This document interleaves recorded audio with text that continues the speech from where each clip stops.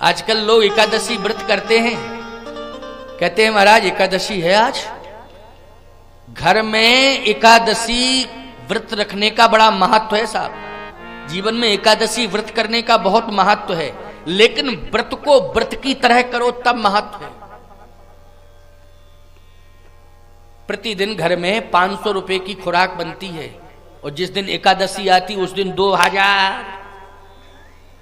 2000 की लिस्ट तैयार हो गई साहब। एकादशी आती है, किस तारीख में है? फलानी तारीख में एकादशी है। 2 दिन पहले बुखार आ जाता है घर के मालिक को, एकादशी आ रही, घबराने लगता है। एकादशी आ रही, क्यों? फलार की व्यवस्था करनी। इतना महंगा फलार हो गया। अरे महंगा होता रहे फलार, हमको व्रत की तरह करना है। फलार को आहार नहीं मानना है। लोग फलार को आहार मानते हैं। कहे सेव संतरा भी आ जाए, थोड़ा रबड़ी और मोतीकंद भी आ जाए, कलाकंद। क्यों भाई? ये फलाहार है, ये व्रत है? नहीं, केवल आधार के रूप में हमें फलाहार लेना है, आहार के रूप में फलाहार नहीं लेना। आधार के रूप में, समझ रहे हो कि नहीं? आधार के रूप में। माताओं से भी कह रहा हूं, भाई बहनों से भी, बहनों से ही नहीं कह रहा हूं, भाइयों से भी कह रहा हूं, सभी से कह रहा हूं, अबाल वृद्ध नर नारियों से, सबसे कह रहा हूं समान रूप से आधार के रूप में फलार को मानो, आहार नहीं। यहां करही आहार साक फल कंदा, करही आहार साक फल कंदा, करही आहार साक फल कंदा, करही आहार साक फल कंदा। सुमिरहि ब्रह्म सच्चिदानंदा, सुमिरहि ब्रह्म सच्चिदानंदा, सुमिरहि ब्रह्म सच्चिदानंदा, सुमिरहि ब्रह्म सच्चिदानंदा। सुमिरहि ब्रह्म सच्चिदानंदा। ब्रह्म सच्चिदानंद का सुमरण कर रहे हैं। ब्रह्म सच्चिदानंद। सच्चिदानंद कौन है? सच्चिदानंद रूपाय विश्वोत्पत्त्यादि हेतवे तापत्रय विनाशाय श्री कृष्णाय वयम नुमः। वो सच्चिदानंद ब्रह्म तापत्रय विनाशाय, दैहिक दैविक भौतिक त्रैताप को नष्ट करने वाला, उसका चिंतन। व्रत में ब्रह्म का चिंतन इसलिए किया जाता है कि हम त्रैताप से मुक्त हो जाएं। बोलो भाई, कोई भी व्रत हो उसमें ईश्वर की आराधना की जाती है कि हम त्रैताप से मुक्त हो जाएं। 3 ताप होते हैं ना, दैहिक दैविक और भौतिक। सुमिरहि ब्रह्म सच्चिदानंदा, ब्रह्म सच्चिदानंद का सुमरण कर रहे हैं, ये तप है। ठाड़े रहे एक पद दो, खड़े तो हैं लेकिन एक पैर केवल खड़े हैं। शत्रुपा जी भी वैसी खड़ी है, बैठ के तप नहीं किया, खड़े होके तप किया है। वो लोग किया कि नहीं किया? ऋषि मुनि महात्मा तो बैठ के तप करते हैं। हमारे भरत जी महाराज ने भी बैठ के तप किया था। क्यों भाई? नंदग्राम कर परन कुटीरा, कीन निवास धर्म धुरी धीरा। एक गुफा खोदी, उस गुफा में बैठ गए, तप किया। बड़े संत हैं, बहुत बड़े संत हैं, दिव्य संत हैं। उन जैसा कौन संत होगा? तात भरत तुम सब विधि साधु, रामचरण अनुराग अगाधु। ऐसे संत हैं, लेकिन बैठ के तपस्या कर रहे हैं, गुफा के अंदर तपस्या कर रहे हैं। लेकिन महाराज मनु और शत्रुपा, और एक बात बतावे, उर्मिला जी भी तप कर रही हैं भवन में, और लक्ष्मण जी महाराज भी तप कर रहे हैं भगवान के साथ। लेकिन कछुक दूर सज बान सरासन, जागन लगे बैठ वीरासन, बैठ वीरासन। तो बैठ के तपस्या हो रही है कि नहीं? उर्मिला जी भी भवन में तपस्या कर रही हैं। इधर नंदीग्राम में भरत जी तपस्या कर रहे हैं, मांडवी जी भी भवन में बैठ के तपस्या कर रही हैं। लेकिन मनु और शत्रुपा एक साथ नैमिष में तपस्या कर रहे हैं, एक साथ, और दोनों ठाड़े रहे एक पद दो, दोनों एक पैर केवल खड़े होकर तपस्या कर रहे हैं। तपस्या तो ध्रुव जी ने भी की, लेकिन बैठ के तपस्या की। बोलो की कि नहीं की? ध्रुव जी ने, बहुतों ने तपस्या की साहब। भगवान शंकर ने भी बीते सम्मत सहज 87 तजी समाधि शंभु अविनाशी, लेकिन बैठ के तपस्या की कि नहीं की? कैसे तपस्या की भगवान शिव ने? बैठ के। लेकिन महाराज मनु शत्रुपा ने कैसे तपस्या की? ठाड़े रहे एक पद दो। इसका मतलब है पति पत्नी में अनुकूलता है कि नहीं? दोनों एक ही पैर केवल। इसका मतलब है मनु जी खड़े हुए होंगे एक पैर केवल, तो शत्रुपा जी ने कहा कि मैं भी एक ही पैर केवल खड़ी रहूंगी। महाराज मनु ने कहा सुनो, कंद मूल फल जो मिलेंगे उनको आहार मान लूंगा, मिलेंगे उनको आहार मान लूंगा, वही आधार होगा। लेकिन तुम्हें अगर इसमें परेशानी हो तो तुम्हारी व्यवस्था भोजन आदि की हो जाएगी, कोई दिक्कत नहीं है। क्योंकि 88,000 ऋषि रहते हैं वहां, साधारण भूमि थोड़ी है, साधारण भूमि है नैमिषारण्य। तो वो सब ऋषि मुनि महात्मा तो पर्याप्त न लेते होंगे, तुम्हारी व्यवस्था हो जाएगी। शत्रुपा जी ने कहा ना, आप जो ग्रहण करेंगे, जो उच्छिष्ट शेष बच जाएगा उसको बाद में प्रसाद के रूप में ग्रहण करूंगा। देखिए कितना अच्छा भाव है, बोलो अच्छा भाव है कि नहीं है? आप जो ग्रहण करेंगे स्वामी, वो आहार हो चाहे फलाहार हो, हमें इसको नहीं देखना है। बाद में जो शेष उच्छिष्ट बचेगा उसको मैं प्रसाद के रूप में ग्रहण करूंगी नित्य। इसलिए परंपरा बन गई, पुरानी परंपरा थी कि पति की थाली में पत्नी भोजन करती थी। क्यों भाई, ये परंपरा थी कि नहीं? पुरानी बात बता रहे हम कि पत्नी पति की थाली में भोजन करती थी, पति कर लेता था, उच्छिष्ट जो बच जाता था उसको वो ग्रहण करती थी। अब उल्टा हो गया, समझ रहे कि नहीं? उल्टा हो गया अब सिस्टम, सब सिस्टम ही उल्टा हो गया है। खैर कहने को तो बहुत सारी बातें हैं, लेकिन मन नहीं मानता तो कभी कभी थोड़ा बहुत तो कह ही देता हूं। एक जगह हम कथा कहने गए तो कथा रात्रि में होती थी और थोड़ा कुछ देर रात तक होती थी कथा। पता नहीं वहां मार्केट वार्केट बंद हो जाता था जब ज्यादा, तब लोग कहते थे महाराज बाजार वाजार बंद करके आएंगे तब कथा सुनेंगे। चलो भाई तुम लोगों की श्रद्धा है, कोई बात नहीं। अब ठंडी का टाइम है, जनवरी में कथा हो रही साहब, और रात्रि देर रात तक हो तो बोलने वाले को भी दिक्कत है, सुनने वालों को दिक्कत, लेकिन संख्या बहुत होती थी रात्रि में। प्रेमी तो थे वहां के लोग, बाजार वाजार मार्केट दुकान बंद करके आते थे बिल्कुल, तब कथा में बैठते थे और खूब सुनते थे। ठंडी खूब पड़े, अपना अपना साधन कंबल अम्बल सब लेके आते थे। चलो उत्साह बढ़ता था वक्ता का कि ठंड बड़ी ही पड़ रही है, लेकिन भीड़ तो बहुत है, सुन रहे हैं। एक दिन की बात बतावें आपको, कथा बहुत देर तक मैंने कह दी, विश्राम था उस दिन।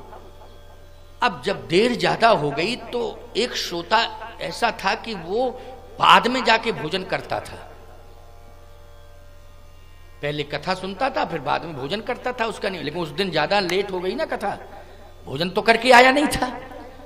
जैसे ही पहुंचा तो पत्नी कथा की प्रेमी नहीं थी, वो कथा में आती ही नहीं थी, न कथा के प्रति प्रेम था उसका। वो उसने अपना अंदर से कुंडी बंद कर ली और उसने बहुत खटखटाई, पूरा मोहल्ला जग गया। लेकिन वो तो नाटक कर रही थी, सो थोड़ी रही थी। लेकिन जब मोहल्ला वालों ने डांटा कि खबरदार, मर्यादा नाम की चीज नहीं है, पूरा मोहल्ला कह रहा है, चिल्ला रहा है, और अंदर से किवाड़ तो शर्म के मारे उसने फिर खोला। जब लोगों की, सैकड़ों लोगों की आवाज सुनाई देने लगी, बस नाराज है, बहुत नाराज है। अब समझना जरा बात क्या स्थिति, हम तो उसकी बात सुन करके अभी तक हमको भूल नहीं रही है वो बात। कम से कम 35 साल हो गए और ज्यादा ही हो गए होंगे, चाहे 35 साल पुरानी घटना, आज भी नहीं भूल रही वो बात में। नाराज हो गई वो, नाराज तो थी और नाराज हो गई कि तुमने सैकड़ों लोगों से ये सब नाटक करवाया। तो धीरे से पति कहता है भूख लगी है, भोजन चाहिए। का रसोई में रखा है भोजन, आराम से चुपचाप खा लो, नींद खराब मत करो। सीधा साधा था। उसने कहा कि कथा में स्वामी जी कहते ना विवाद नहीं करना चाहिए, संवाद करना चाहिए पत्नी से, लेकिन विवाद की कंडीशन है भोजन के पीछे विवाद करें। अब वही तो कथा सुन के आए, कथा का असर क्या रहेगा। तुरंत गया अंदर, देखा तो रोटियां बहुत कड़क हो गई थी, ममता बनर्जी से भी ज्यादा कड़क। बहुत कड़क कड़क रोटियां, ठंडी का टाइम, दांत कमजोर थे, कुछ तो दांत ही चले गए थे, कुछ रह गए थे, वो भी किसी काम के नहीं थे। अब वो कड़क रोटियां कैसे जो है खाए। तुरंत आया, बोला एक काम करो, रोटी मत बनाओ, रोटियों को केवल गरम कर दो, रोटी मत बनाओ, केवल गरम कर दो बस। का खाना हो खाओ, नहीं चुपचाप लेट जाओ, फालतू की बात मत करो। हमारा मूड गर्म हो गया है, हमारी खोपड़ी ज्यादा गर्म हो रही है, बस बात करने की जरूरत नहीं है, चुपचाप जो है पा लीजिए, नहीं चुपचाप सो जाइए। तो कहता है एक काम करो, रोटी गरम करने में तो टाइम लगेगा, थोड़ा घी ही गरम कर दो। तो गरम गरम घी अगर सूखी रोटियों पर लग जाए तो कुछ मुलायम हो जाता है, तो थोड़ा सा घी ही गरम कर दो। तो कहती है ना रोटी गरम करूंगी ना घी गरम करूंगी, चुपचाप जो है चुपचाप खा लो। और ज्यादा अगर तुमको ये लगता है तो पहले ये बताओ इतनी देर तुमने कहां लगाई। कहे तुम्हें पता नहीं है, कथा सुन रहा था, इतनी देर तक कौन बोला। कहे जगत गुरु। तो बोले जगत गुरु को बुलाओ, वही गरम करें, वही खिलावे। अब बताइए आप, कितनी बड़ी चुनौती आ गई मेरे सामने कि कथा भी सुनावे, तुम्हारे घरों में जाके काम भी करें हम।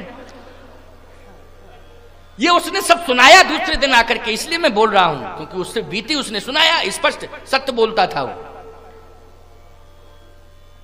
वो अंदर गया, थोड़ा सा क्रोध उसे भी आ गया। क्रोध है, अब आ गया क्रोध। वो घी की कटोरी उठा के लाया और पत्नी के सिर पर रख दी उसने। पत्नी बोली ये क्या कर रहे हो। कहा गैस से ज्यादा गर्म तो तुम ही हो गई हो, और तुम्हारी खोपड़ी गर्म हो गई है, अब तुरंत ही घी गर्म हो जाएगा, अब गैस चूल्हा जलाने की जरूरत नहीं पड़ेगी। समझ रहे हो, ऐसी ऐसी विडंबनाएं हैं घरों के अंदर। उसने दूसरे दिन आकर के पूरा वृतांत सुनाया रात्रि का कि महाराज आप तो विश्राम की कथा में आज जा रहे हो, हम आपको प्रणाम करने आए कि हम कैसे जूझे रात को, लेकिन आपकी कथा ने संघर्ष बचा लिया। इतना मैंने गंभीरता का परिचय दिया कि मैंने हर पल हर क्षण विवाद को टाला। अंत में फिर मुझे थोड़ा सा क्रोध आया तो घी की कटोरी धर दी पत्नी के ऊपर, सिर के ऊपर। मैंने कहा देखो ये जीवन है, इसी जीवन में ग्रह कारज नाना जंजाला, जो मैंने अभी चर्चा की ना, आपने सबने सुना। परंतु अगर पत्नी कथा सुनने आई होती तो उसके विचार बदले होते कि नहीं होते। बोलो बदले होते विचार कि नहीं होते।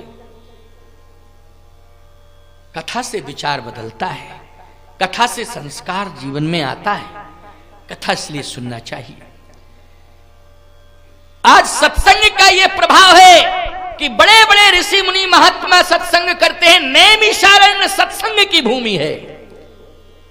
बोलो किसकी भूमि है नैमिषारण्य? सत्संग की भूमि है। और सत्संग की भूमि पर पति पत्नी दोनों खड़े हुए हैं। और सत्संग का यह प्रभाव है कि आज पत्नी कह रही है कि नहीं नहीं, उच्छिष्ट ग्रहण करूंगी। क्या करूंगी? उच्छिष्ट प्रसाद, वो मेरे लिए प्रसाद महाप्रसाद होगा, उसको ही ग्रहण करूंगी मैं। हे स्वामी आप चिंता मत करो। पत्नी का धर्म है कि पति को चिंता मुक्त करे। अगर कुछ भी ना हो देने के लिए तो शब्द तो हो, कम से कम सरल शब्दों का व्यवहार तो सुधरा हुआ हो। कुछ देने के लिए ना हो तो प्रेम के शब्द तो हो। इतना ही बहुत बड़ा आधार है, बहुत बड़ा आधार है। शत्रुपा जी की आंखों में आंसू हैं। और कहती हैं महाराज आपका प्रसाद उच्छिष्ट में ग्रहण करूंगी। भगवान प्रसन्न हो गए। सबसे पहले तो शंकर जी प्रसन्न हुए, ब्रह्मा जी प्रसन्न हुए, विष्णु त्रिदेव। क्यों भैया, इस व्यवहार से तीनों देवता प्रसन्न हो गए कि नहीं? यही तप है। पति पत्नी में अगर आपस में प्रेम है तो यह सबसे बड़ा तप है। और इस तप से नैमिषारण्य जाने की जरूरत नहीं है। पति पत्नी अगर घर में प्रेम से रहने लग जाए, प्रेम का व्यवहार वातावरण बन जाए, तो घर ही नैमिषारण्य हो जाएगा। त्रिदेव तुम्हारे घर में एक ना एक दिन जरूर आएंगे। त्रिदेव आएंगे, ब्रह्मा भी आएंगे, विष्णु भी आएंगे और शंकर भी आएंगे। यही हुआ है। विधि हरिहर तप देख पारा, ओ मनु समीप आए बहुबारा। एक बार नहीं आए, बहुबारा। बहुबारा का अर्थ क्या करोगे? अनेक बार आए ना, अनेक बार आए। मांग ही बरा बहु भांति लुभाए, लेकिन परम धीर नहीं चलत चलाए। बार बार कहते हैं मांगो मांगो मांगो। महाराज मनु ने कहा कि मांगूंगा दोगे? कहे हां, जो मांगोगे सो मिलेगा। जानते हो क्या मांगा? सुमरहि ब्रह्म सच्चिदानंदा, ब्रह्म सच्चिदानंद से मिला दो, ये मांगा। किससे मिला दो? ब्रह्म सच्चिदानंद से मिला दो। और कुछ नहीं चाहिए, केवल सुमरहि ब्रह्म सच्चिदानंदा। लेकिन ब्रह्म सच्चिदानंद तो निर्गुण है भैया। क्यों भाई, है कि नहीं?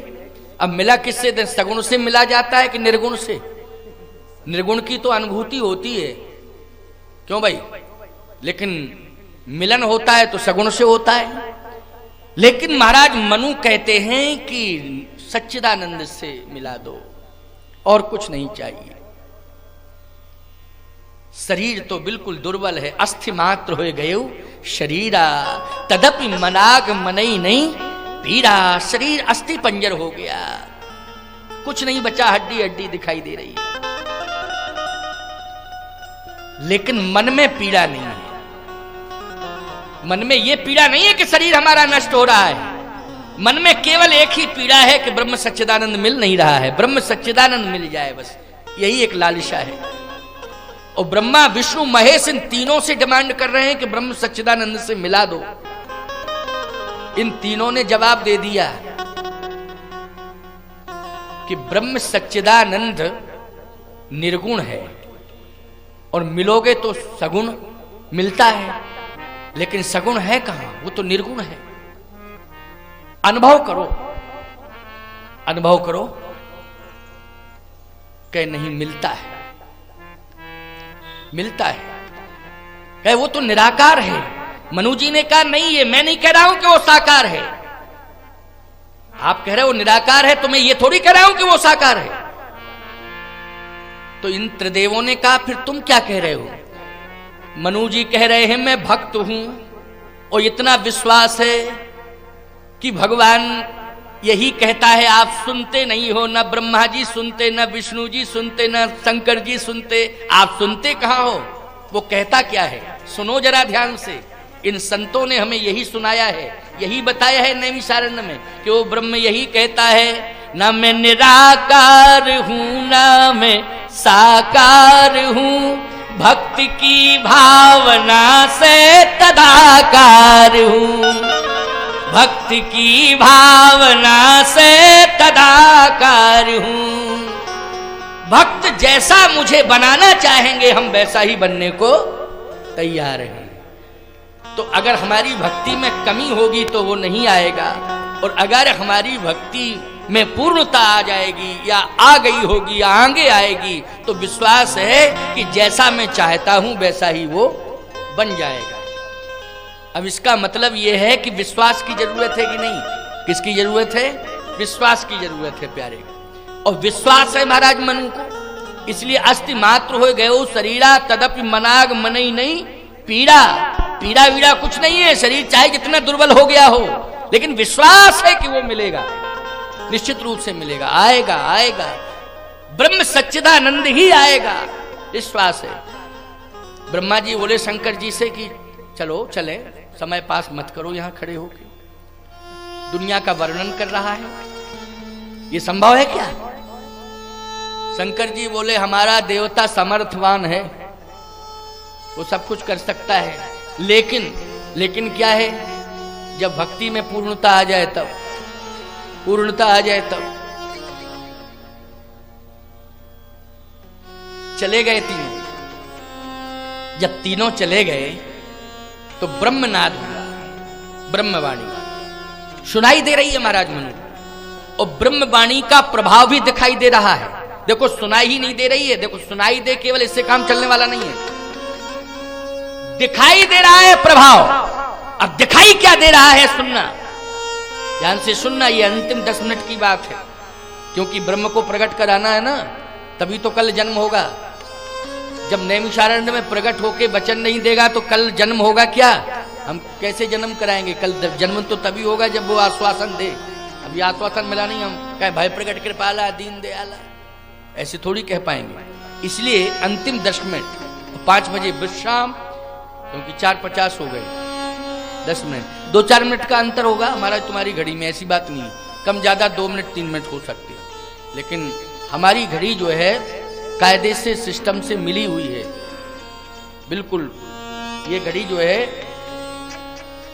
रेलवे टाइम की घड़ी है, उसी से मैं मिलाता हूं, तुम लोग भी शायद उसी से मिलाते होगे, है नहीं? तो 2-4 मिनट का अंतर तो सबके में रहता अपने हिसाब से, लेकिन 2-4 घंटा को नहीं रहा अंतर। एक आदमी की 3-4 घंटा लेट चल रही थी घड़ी, हमने कहा स्टेशन से मिलाई कि टेलीविजन से मिलाई? बोले ससुराल से मिलाई।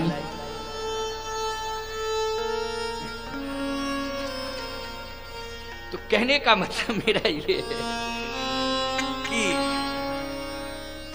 घड़ी, एक घड़ी आधी घड़ी, आधो में पुण्याध, तुलसी संगत साधु की हरे कोट अपराध। यहां तो घड़ी सत्संग से मिली है। किससे मिली है? सत्संग से मिली है घड़ी, हमारी भी और तुम्हारी भी मिली सत्संग से। वाणी सुनाई दे रही है, विश्वास की बात है, भक्ति में पूर्णता आ गई, क्योंकि पति पत्नी में यदि अनुकूलता है तो वो वहीं भक्ति प्रकट हो जाती है। भक्ति इधर उधर नहीं रहती है, जहां परिवार में प्रेम होता है वहीं भक्ति प्रकट होती है। इसलिए परिवार में भक्ति का साम्राज्य स्थापित करो, और भक्ति का साम्राज्य तब स्थापित होगा जब आपस में प्रेम होगा तब। और प्रेम में भी उपासना होनी चाहिए, स्वार्थ का प्रेम नहीं होना चाहिए। आज तो स्वार्थ साच जीव करे येहा, मन क्रम वचन राम पद नेहा, ये होना चाहिए प्रेम, ये ऐसा स्वार्थ होना चाहिए, ऐसा स्वार्थ सार्थक है। बोलो है सार्थक कि नहीं? स्वार्थ साच जीव कर एहा, मन क्रम वचन राम पद नेहा। आगे बड़ी सुंदर बात, ब्रह्मवाणी, माग माग बर भई नभ बानी, ओ परम गंभीर कृपा मृत सानी। ये गंभीर नहीं है, परम गंभीर है, परम गंभीर कृपामृत सानी। कृपा से सनी हुई वाणी परम गंभीर है। शरीर अस्थि मात्र हो गए उस शरीरा, लेकिन वो वाणी कृपामृत, कृपा का अमृत है। इसलिए मृतक जियावन गिरा सुहाई, श्रवण रंद होए और जब आई अमृत पहुंच गया, कृपामृत पहुंच गया। कृपा अमृत बोलो पहुंचा कि नहीं पहुंचा? तो कृपा अमृत के प्राप्त होते ही हिष्ट पुष्ट तन भयो सुहाय, मानव अवै भवंते आए। जैसे अभी भवंते आ रहे हो, बोलो प्रत्यक्ष प्रमाण मिल गया कि नहीं मिल गया? भक्ति में पूर्णता आ गई कि नहीं आ गई? अब कोई अभाव रह गया क्या मनुष्य शत्रुपा के जीवन में? मानव अवै भवंते आए, ये कृपामृत की क्षमता है, ये विशेषता है कृपामृत की। इसलिए कृपामृत से बड़ा अमृत संसार में कोई दूसरा नहीं है।